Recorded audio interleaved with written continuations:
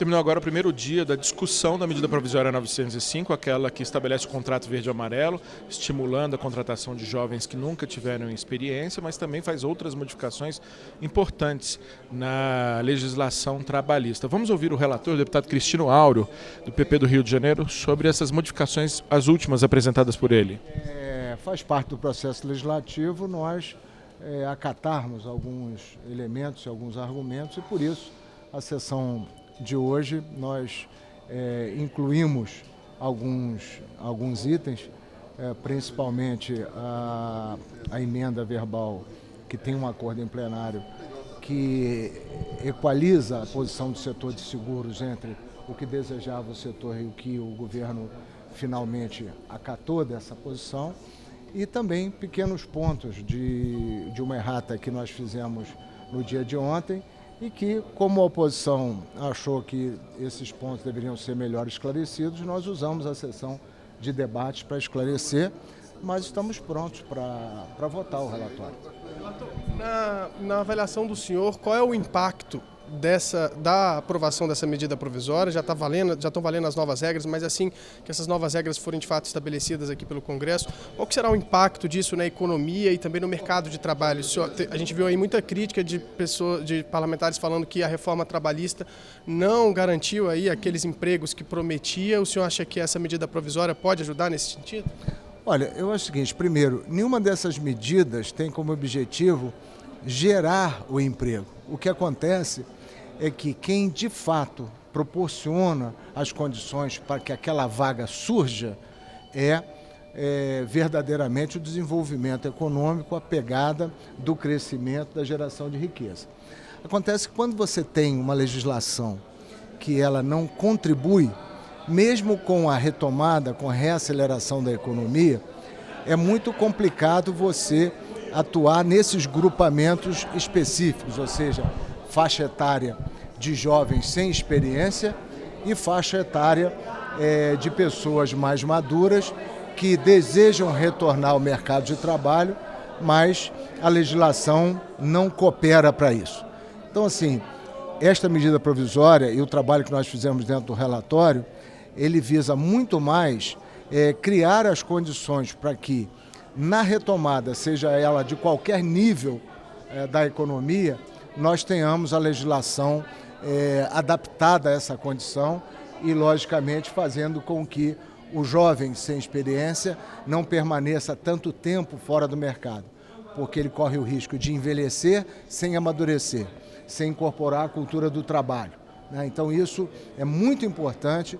E naquela faixa dos mais maduros, muitos são arrimos não só da própria família, mas nessa situação de dificuldade econômica, muitas dessas pessoas com mais de 55 anos sustentam até mesmo os filhos que fazem parte dessa outra geração que está também sendo atendida. Relator, parece que as maiores resistências à medida provisória 905 não são necessariamente em relação ao contrato verde-amarelo, mas sim aquelas outras modificações feitas no conjunto.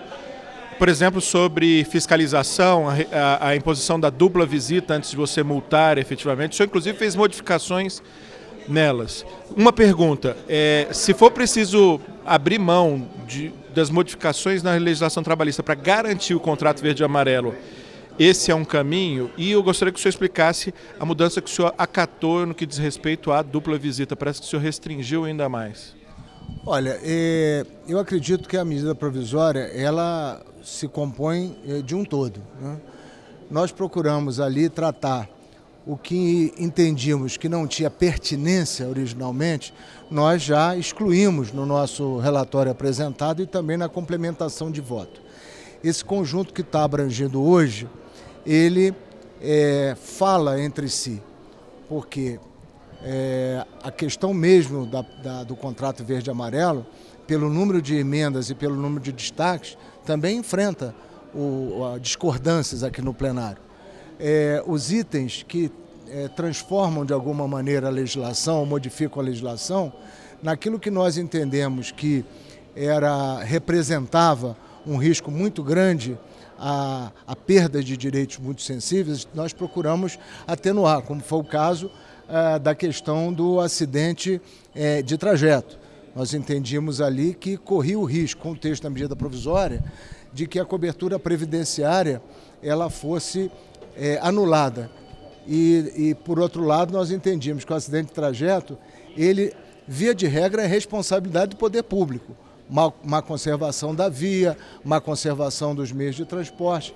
Então é desse tipo de coerência que nós estamos falando, ou seja, atenuar naquilo que foi possível e avançar também. Para a visita? Entre as emendas, o que o senhor acha que deve ser acatado, o que vai ser destacado amanhã e o que o senhor acha que tem chance de ser incluído na reunião de amanhã? Não é possível prever. Nós temos um acordo de ter algo entre 4 e 6 destaques, composto aí por destaques de diferentes blocos. Mas esse compromisso é destacar e, evidentemente, levar a voto no mérito, né, no plenário da comissão. Mas ainda não dá para termos aí uma visão, porque isso vai depender de uma nova discussão. Você acha que pode desvirtuar o texto, ter alguma modificação maior em relação... Olha, quando você tem um relatório pronto, evidentemente que tudo que vem de encontro ao relatório pode causar mudança significativa. Eu não destacaria nenhum ponto em especial, acho que tudo, como é próprio do processo legislativo, vai merecer o devido debate na sessão de amanhã e aí é voto, né? Ver quem realmente, a partir de um acordo, depois quem tem voto para manter e quem tem voto para modificar o relatório. Agora, o cronograma está apertado para votar até a segunda semana de abril, não é, relator? Olha, todo o cronograma que a gente montou previa esses possíveis atrasos ou decorrente do natural processo de debate. Então, eu acredito que a gente ainda está dentro de um prazo bastante razoável. Evidentemente que essa matéria ela concorre com outras na pauta do Congresso, mas entendo também que não tem nesse momento um conjunto de medidas capazes de produzir um efeito tão imediato. Se nós olharmos para o noticiário, principalmente de curto prazo, nós estamos vendo países tomando medidas anticíclicas, medidas que olham para o empregado e para o empregador num momento de crise absoluta. Se o Congresso, né, não enxergar nessa medida a oportunidade dele próprio fazer com que elas ajudem nesse momento que todo mundo está preocupado com o ambiente do trabalho e da produção, eu realmente não sei qual outra medida estaria disponível, porque as demais tratam de reformas, mas tratam de reformas de médio e de longo prazo. A contribuição previdenciária sobre o seguro-desemprego obrigatória é uma maneira de financiar o programa e o estímulo para os jovens e também agora para pessoas de 55 anos ou mais, que o senhor colocou. Como que vai ser feito agora o financiamento do programa? Isso não vai, o senhor ter colocado opcional, a contribuição não vai prejudicar? Quais são as outras formas? Não, nós temos uma reserva orçamentária feita na Comissão Mista de Orçamento, na CMO, no final de 2020. Essa reserva orçamentária é de 1,5 bilhão e ela visa exatamente dar suporte perante a lei de responsabilidade fiscal e todos os outros mecanismos de compensação de eventuais renúncias. Então, assim, está coberta. Nossas quaisquer projeções, né, apontam que esse valor é o suficiente para dar suporte a esse primeiro ano do programa. E nós temos todo esse ano, até votarmos o orçamento, para discutirmos fontes para a continuidade do programa no ano seguinte e daí por diante.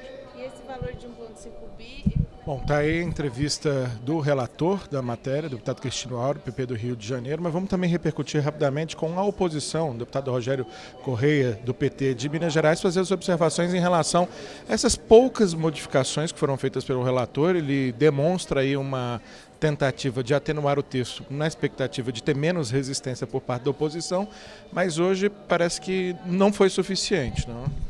Nós dissemos para o relator que pau que nasce torto, morre torto. Então é difícil consertar uma medida provisória como essa. Na verdade, o que existe aí é uma nova reforma trabalhista retirando direitos dos trabalhadores novamente. Então essa carteira verde e amarela é a carteira da semi-escravidão, é a carteira sem direitos. O que acontece na prática é que eles estão facilitando a vida do empregador para que ele possa desonerar a folha, não pagar multa na demissão dos seus servidores e funcionários, e a partir da demissão deles, ele admite outros sem direitos. Que direito perde o jovem que for empregado nessa carteira da semi-escravidão, na carteira sem direitos? Por exemplo, 13º e 1/3 de férias, que serão diluídos em 12 vezes, ou seja, o patrão vai pagar o mesmo salário sem o 13º e dizer que diluiu o 13º em 12 vezes. Isso nos parece, inclusive, inconstitucional, porque ele está mexendo numa cláusula fundamental da Constituição, que é o 13º e 1/3 de férias, sem alterar a Constituição. Então é uma manobra típica mesmo do governo Bolsonaro, né? Aliás, típica dele, que nós estamos vendo acusar até o Tribunal Superior Eleitoral de fraude em eleição no primeiro turno, apontando para golpes no Brasil. Então é um governo que acena com o autoritarismo e vai retirando direito dos trabalhadores. É impressionante. O Brasil está indo para o buraco, a política econômica do Paulo Guedes é um desastre, o remédio que está dando está matando o paciente e eles aumentam a dose do remédio. Parece aquele comandante do Titanic, ele viu o gelo, viu a ponta do iceberg, corre para lá para o navio afundar rápido. É isso que nós estamos vendo no Brasil.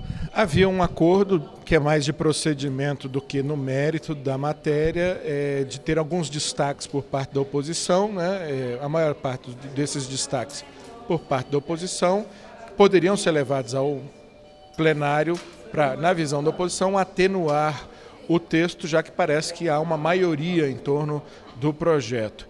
Mas agora, no final, nós tivemos aí um desentendimento, porque o presidente, em vez de encerrar a reunião, ele suspendeu, garantindo que a presença de hoje valha também para amanhã. E aí os senhores disseram que, diante disso, o acordo pode até ser desfeito. Isso não complica ainda mais esse ambiente que já está um pouco tumultuado? Quem tumultua o ambiente do Congresso é o Bolsonaro. Agora é impressionante como é que deputados e senadores ainda não viram isso. Ele ameaça o Senado, ameaça o Congresso, diz que pode fechar o Parlamento, fala em ato institucional número 5, faz um acordo com o Centrão, não foi nem conosco da oposição, em favor de um projeto que é um PLN orçamentário para o orçamento impositivo, envia o projeto para cá e depois vai para o público dele radicalizado dizer que o Congresso Nacional quer arrancar do governo 15 bilhões de um projeto que ele enviou para cá. Agora, se senadores e deputados do Centrão, passados para trás, ainda têm essa pressa de votar retirada de direito dos trabalhadores a mando do Bolsonaro, sinceramente a gente se pergunta se esses senadores e deputados estão compreendendo qual é o papel deles. Deviam pelo menos reagir a um presidente que não respeita a democracia. Não é só o Congresso, é STF, é Tribunal Superior Eleitoral. O Bolsonaro está preparando o ambiente para um golpe no Brasil. E o Congresso parece que não entende nada. Se depender da oposição, nós vamos fazer obstrução amanhã, buscar ganhar tempo para evitar que trabalhadores percam mais direito. Porque quanto mais recursos e dinheiro tira da economia, menos chance tem o Brasil de crescer. Não existe demanda, esse é o problema. Não adianta o Paulo Guedes dizer que basta agora ampliar as reformas, ampliar o remédio amargo.